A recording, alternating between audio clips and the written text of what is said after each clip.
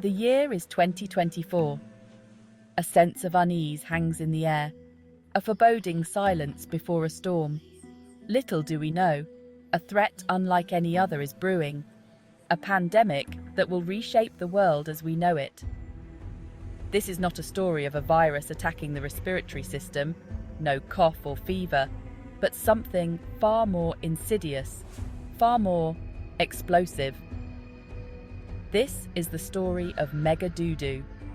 Our story starts not in a high-tech lab or a crowded marketplace, but on the humble dairy farm. A subtle shift, a change in the very air, animals behaving strangely, their moos taking on a low, rumbling tone. The ground vibrates with an unseen force, a precursor to the chaos about to be unleashed. The first signs were innocuous enough. Reports of mild stomach discomfort, a slight increase in flatulence, dismissed as nothing more than a bad batch of takeout. But these were mere tremors, harbingers of the earthquake to come. Soon, the whispers turned to screams. Hospitals overflowed, not with the hacking coughs of a respiratory virus, but with patients doubled over in agonizing stomach cramps. The common thread? Uncontrollable, explosive bowel movements, flatulence so potent it could clear a room in seconds. Laughter turned to fear as the true nature of the virus became horrifyingly clear. This was not just a stomach bug, it was a weaponized digestive apocalypse. The virus, dubbed Doodoo for its devastating effects on the digestive system, spread like wildfire. What started as whispers of a stomach bug quickly escalated into full-blown pandemonium. The sheer force of the flatulence associated with Doodoo was unlike anything witnessed before. Homes were reduced to rubble, windows shattered, roofs blown sky-high, all from the sheer pressure of expelled gas. Pets, poor creatures caught in the crossfire, suffered terrible fates.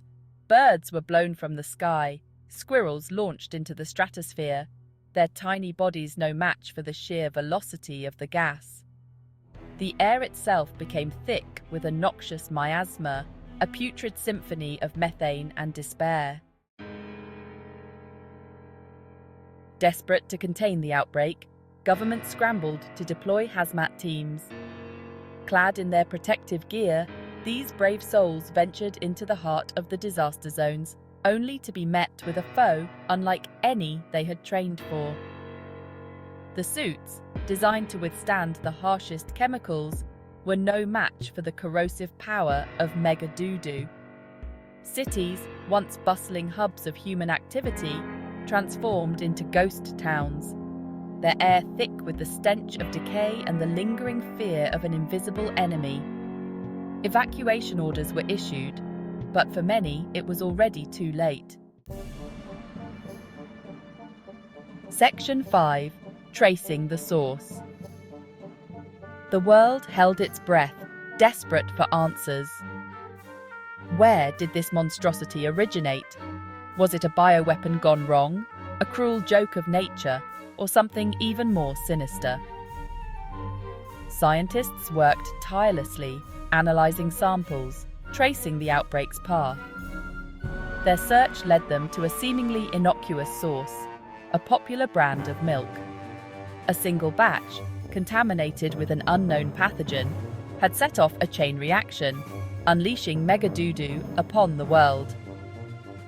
But how did a simple milk contamination lead to such a devastating virus?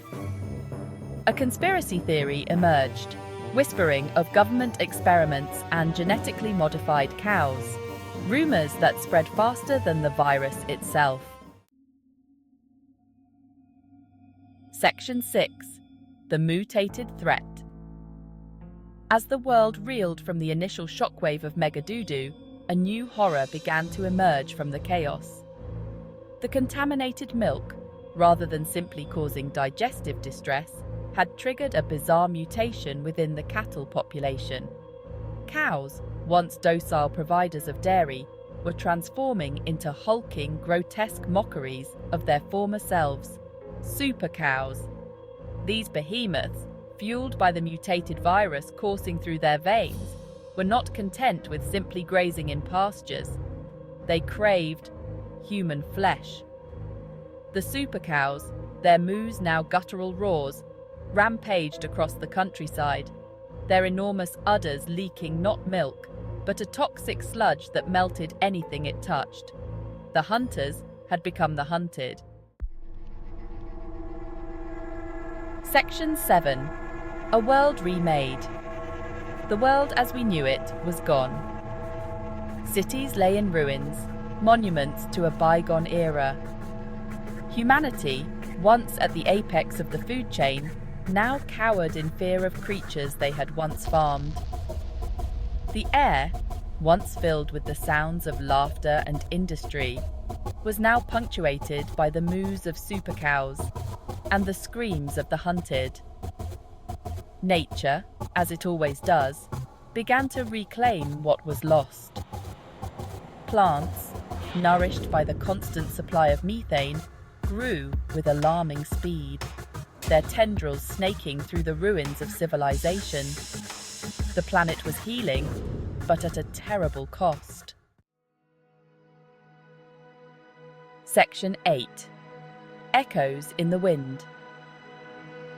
Years have passed since the Great Doodoo, as it came to be known. Pockets of humanity remain, scavenging for resources, living in constant fear of the mutated threat. The air is still thick with the stench of decay, a constant reminder of the civilization we lost.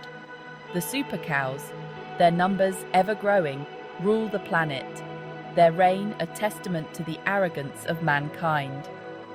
We dared to bend nature to our will, to exploit and manipulate the very creatures that sustained us.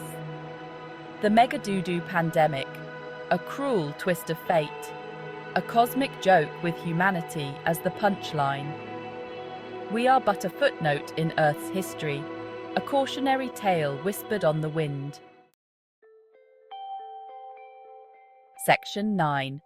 A new dawn, a new fear. Yet, even in the face of such desolation, a flicker of hope remains. Rumours surface of a resistance, a group of survivors working to develop a weapon against the super cows, a way to reclaim our planet, whispers of a cure, a way to reverse the mutations, to atone for our sins. But a new fear takes root, a chilling question that echoes through the ruins of our world. What if the Mega-Doodoo was just the beginning? What other horrors lie dormant, waiting for the opportune moment to unleash their wrath upon a humanity caught unprepared?